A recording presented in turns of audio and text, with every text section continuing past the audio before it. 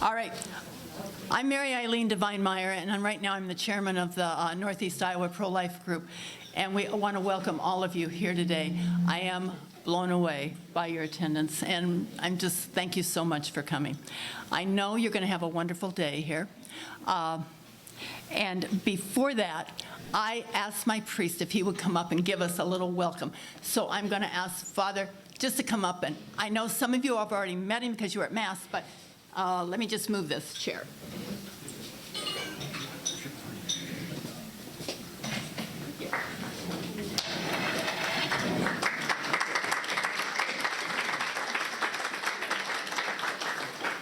Yes, thank you, Mary Eileen. And as for those of you who were at Mass this morning, I began my homily by saying that I grew up during the 1980s, and I didn't watch this show a whole lot, but the A-Team was a popular show in the early 80s, and I know one of the characters used to say, "I love it when a plan comes together," and I use that to begin preaching on the Annunciation and Mary being open to God's plan and helping to bring it to good fruition. So a huge thank you to Mary Eileen and all the Northeast Iowa pro-lifers for really taking the initiative for this.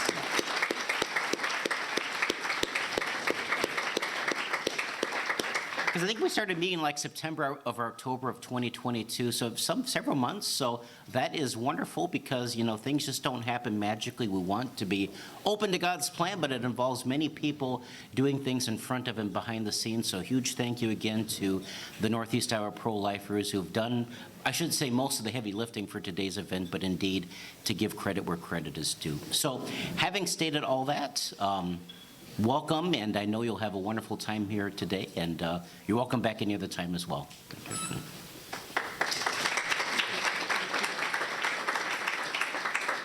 Okay, thank you, Father. Okay, most important thing you want to know right about now, maybe, is the bathrooms. Let me tell you, one is there's a family room over here, so you go through the room and there's a bathroom in there. They're going where my husband Jody is standing back here. If you go by back there, then there's two bathrooms back there, a men's and a women's, and the elevator. So on the other side of the elevator are the bathrooms. Second bathrooms are upstairs, if you want to take the elevator, right above these bathrooms here. So that's our bathroom setup. Then we're going to do lunch like we did for breakfast, breakfast. We're going to go through the door over there where Jody is too and come out this other door. So I think that's the housekeeping chores first. Now, I want to tell you about Mary Ann. I believe that I first heard her in 2000, and I was just like, one of my things is I grew up thinking that high school libraries were the only place to be. And as my mom said, you know, it's the little kids, and she kept getting me down. I kept graduating down to the lower grades in my profession, and I found out that the little kids are the best place to be because you get to tell them stories. And then when I worked in a K-12 library and I saw that the big kids like stories too, and I realized I love stories. So that's what I saw in Mary Ann. She made me laugh and she made me cry in the same talk because it was so much fun to listen to her. And you can go online, and I've got this great piece of paper that I brought up before to tell you all about her, but I'm just going to synopsize it because you can read it online. She has 13 children, which gives her a lot of experience. And when I went through and bought some more food last night, because I don't want anyone to go away hungry, when the young gal said, "Well, what are you doing?" And I told her, and she said, "Doesn't she know about birth control?" This is a young teenager. And my husband said, "Well, didn't you argue with her?" I said, "No, she's young. We're just going to." I said, "Well, you know what? She's got 7 or 6 of them are adopted." "Oh, that's okay." So she thought that was pretty good, Mary Ann. Anyway, I think we do have a lot of education yet to do out there. I think that's what our group is all about, is an education group. So we have things along the side I want you to look at. I just want you to know that your donations in the past are what has done this. I know that I was going to let Tim do some of this stuff, but I just want to say that you guys are really the ones that have done this. So thank you very much for you being here. Mary Ann is, like I said, a wife and mother of 13 kids, and you're going to have a great time. Mary Ann, do I need to say more? There's a big page here. You know, she's the sweetest lady. She's like a dog on the mailman's pants leg, I tell you. I just love her. I knew I'd love her when I got here. But when she heard my husband is very critically ill, and I want to say thank you for all of you. You can tell when you've had 13 kids, you don't need a microphone. You can see how I just kept going. But she would call every once in a while just to make sure our office is in line and that we haven't forgot about Decorah and this event. And Mary Eileen, you're just a sweetheart. This lady has just been a joy to meet, and Jody. And I want to thank Pastor Tim. I want to thank the Knights of Columbus. I want to thank the deanery here, Julie. I got a chance to talk with her. All of you. What's wonderful is that you came from so many different towns, different backgrounds, different faiths. You know, I always say this is the most ecumenical movement there is the pro-life movement. It's the most natural movement there is. We don't care what else we have in common, do we? We know that each and every human being is made in God's image and likeness. And somehow or another, there's a world out there that either doesn't know, or they forgot, or they need gentle, thank you, honey. I call anybody honey now because usually I can't remember the names. My kids will tell you that I can't remember them. Have you ever talked to your kids and say, Timmy, Chrissy, Kath, Carrie, whatever your name is, get over here, I need you? Yeah, that's me. So I better get my talk ready so I don't talk. Actually, what I was going to suggest is some of you I heard can't stay in case I get boring or whatever.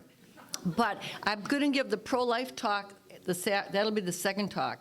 I thought I'd talk about family life first. So maybe for those of you who can't stay, we'll show a little, it's a 6-minute film about pro-life across America and what we do. Oh, and then I'll give the commercial message. We have all sorts of freebies down at the other end here. So if you come from different churches, please help yourself, take it back, put it in the church rack. I know of 2 babies we saved by having pro-life literature in the back of a church. One was a young woman. In fact, I didn't meet her until later. I was actually speaking at the church, and she came up and introduced me to her baby, and she said, I was scheduled for an abortion. Even though I'm a Christian and I should know better, I was so panicked I didn't know what to do. And I'm standing in the back of church, and here's this brochure with the baby's face. It was one of our billboards with a hotline number, and she called us for help. So churches, a third of all those who get an abortion claim a religious affiliation, Jewish or Christian.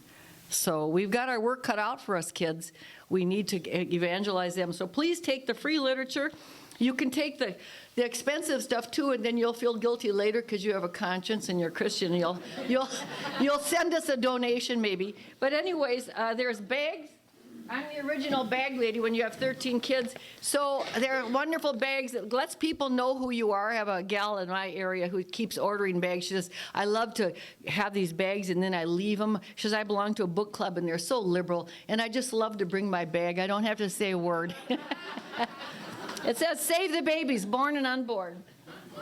And then for those of you who want to know what it was like raising 13 kids, I can't even remember myself. But this was the first book. Our Sunday visitor helped me. They published it for me. And I don't have very many copies here. But anyways, you're welcome. I think they're $10 or something. And then someone said, well, how do you raise them in the faith? And so this is really Mary Ann's version of the Catholic Catechism. And, you have to explain it so kids can understand and keep it humorous, too, kind of. So that's Parenting with Prayer. I forgot the 4th book, but the 3rd one is actually building a legacy of love, and that's when they get to be teenagers. I had 7 teenagers at once, so I don't want to hear anybody's sob story. I bet you I can top it. At any rate, they're all here, and then we have, my favorite thing. I brought enough so each of you could have one, and I hope you'll make a donation. But they're like, I think they're $3 each or 2 for $5. But they're pens. We have kids that raise money for us from schools every once in a while, and we want to give them something so it gives them an incentive to keep raising money for us. So we have these little, we call them message pens.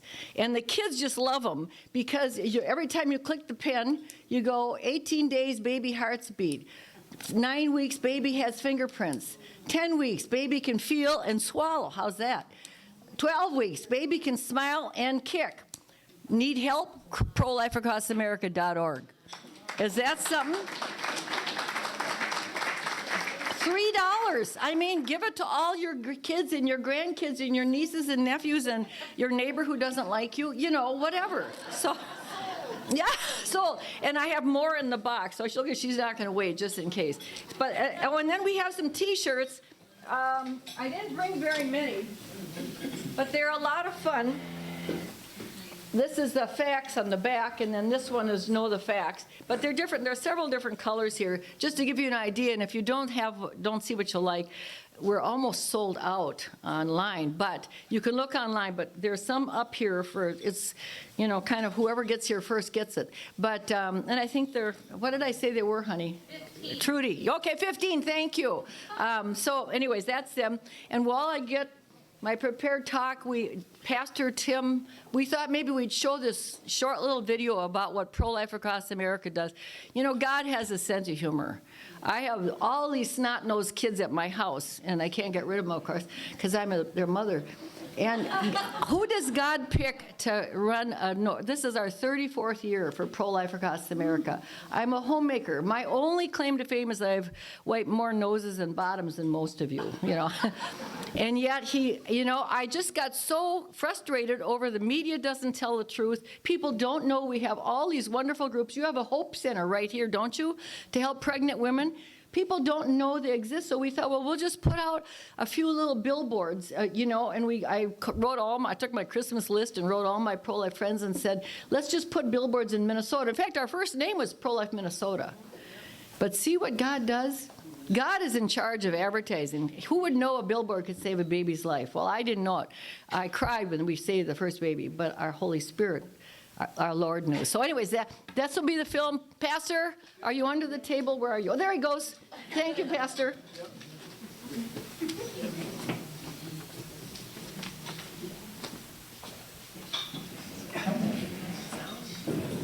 And I wouldn't be here if someone hadn't made that plan for me. And so this is just my way of saying thank you and offering that kind of assistance to other mothers in need at that critical time in their life. I went to school up in Minnesota, and right before I moved, I found out I was pregnant. So I decided to look into my options. We've been blessed with 2 children through the gift of adoption, Josephine and also Tino, who was 19 months.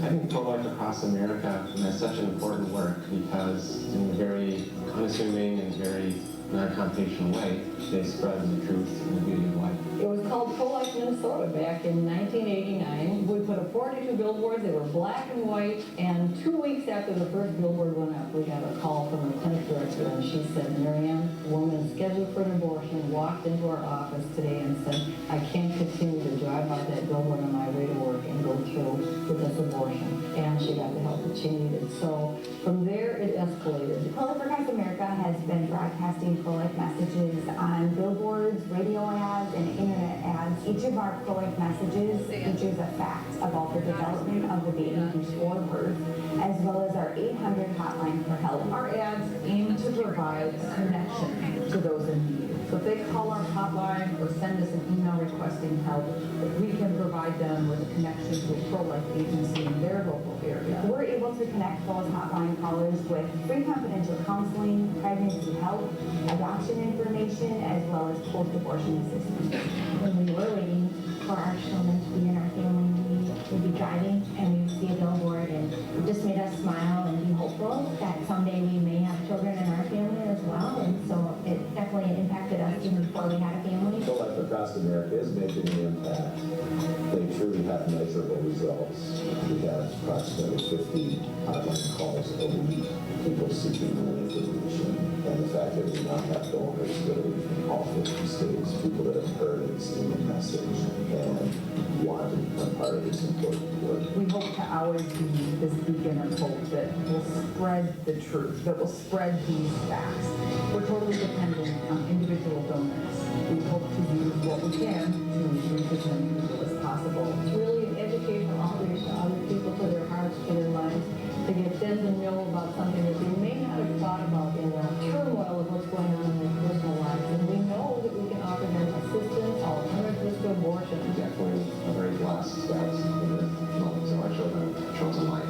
Without that positive choice for life, we wouldn't be able to have children. We really need to continually educate each new generation about the intrinsic value of a new child, a new baby, and that work will never really end. But we've got to keep that message out in front of people. Pro-Life across America was the saving grace in my situation. It started with just a magnet on the refrigerator. That sparked that idea, oh my gosh, there are resources. They led me to this amazing adoption agency, and I'm just grateful that in the end I chose life. These are God's babies, and we have no right to do anything but offer them love and assistance. And as long as I'm breathing, I'm going to keep on doing this.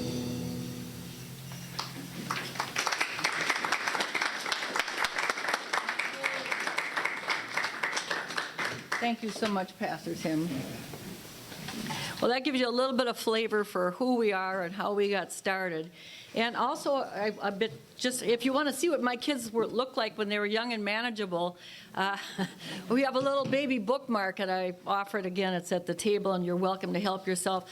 We're one of the few groups that takes a strong position on chastity, and I have plenty of brochures here for your church or for your group. I have to tell you a little story. When we first did, when I was first doing brochures, I thought, well, I should have like pictures of babies on front some of these brochures, and to attract people's attention and kids' attention. So I went to my kids' scrapbooks and took all their little baby pictures and made like a heart, and then I put the brochure. It said chastity, and I wrote it, and so my kids didn't know what I was doing half the time, and so I took two of my kids. I was invited to go down to Dodge, I think it was Dodge City in Iowa, and two of my daughters went with, and they were so happy to go because that meant we could be alone and we could go shopping and maybe have a meal out. When you have 13 kids, you aren't going out on to dinners very much. So anyways, we went down there, and they were going to help me with my booth. And so when they were unpacking, all of a sudden for the first time, my daughter Carrie sees that her picture's on the front of this chastity brochure, and she's a teenager, of course, so she goes, "Mother, how could you? You didn't even ask permission." I said, "Permission? I own you." At any rate, we also have a brochure called Contraception, Abortion in Disguise. People don't realize that some contraceptive so-called pills that are on the market, and IUDs included, can be abortifacient. And so we've written this brochure, Contraception, Abortion in Disguise. People should have a right to know. And then lastly, we have a small brochure. We could probably write a book on this one. The Truth About Planned Parenthood. Everyone should know that too. Lastly, we had a man who said he used to work for Disney, and he did, amongst other groups. He was I would call it a cartoonist, but he's a very beautiful graphic artist. He said, "I used to be on the other side." But he said, the more I looked at this issue and the more I examined it, the more I realized I have to be pro-life. I can't be pro-choice. He said, "Do you mind if I take the arguments that we pro-abortionists you would use and turn them around and answer them?" So he, along with my daughter Angie, wrote this wonderful little brochure. We've published about 10,000 copies now. They're circulated all, and we call it a pocket brochure because it can fit in your pocket. And it's called The Abortion Choice. Nobody wants an abortion. And the graphic, well, I call it cartoonists, but it catches especially young people's eyes. So again, I brought them for you for free. If you order them, it'll cost you money, but they're free for you because you were sweet enough to come today. So that's the end of that. Now I'll tell you a little bit about my kids. I didn't want to get married. I know that sounds crazy, but I really, my dream was to see the world, and so I wanted to do that. My true history is that I'm an adopted kid. I came from one of the last orphanages in Minnesota, And my husband, if he were here, used to tell people, I was adopted at 9 months, and he says it took him 9 months to find someone that wanted her. So my dad was open to adoption as long as he said the kids all have to be half Italian, because I came from a very strong Italian family. And never mind my last name, Kuharski. I met my Polish prince, John Kuharski, and of course, that I threw out my idea of being single and seeing the world. I saw the world through John Kuharski. So